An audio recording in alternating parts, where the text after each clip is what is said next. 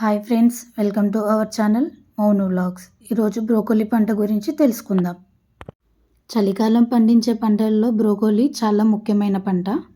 ఈ పంట cauliflower cabbage జాతికి చెందినది. బ్రోకోలీ చూడడానికి క్యాలీఫ్లవర్లా కనిపించిన పువ్వు ఆకుపచ్చగా ఉంటుంది. అన్ని సూపర్ మార్కెట్లలో దొరుకుతుంది.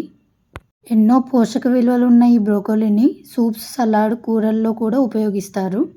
మన తెలుగు రాష్ట్రాల్లో చాలా తక్కువ విస్తీర్ణంలో ఈ పంటను సాగు చేస్తున్నారు. ఈ బ్రోకోలీ చాలామందికి తెలియదు, ఎందుకంటే ఇది సిటీ దగ్గరలో ఉన్న వాళ్ళకి మాత్రమే అవైలబుల్గా ఉంటుంది.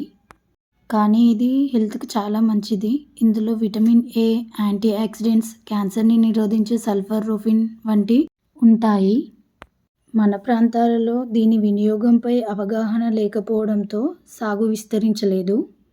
అయితే ఈ మధ్యకాలంలో సిటీలలో డిమాండ్ పెరగడంతో కొంతమంది రైతులు దీన్ని సాగు చేయడానికి ఆసక్తి చూపిస్తున్నారు.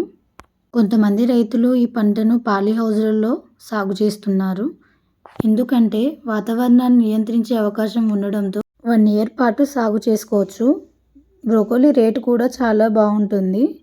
సుమారు కేజీకి 150 నుండి 200 వరకు కూడా మార్కెట్ ప్రైస్ వెళ్తుంది.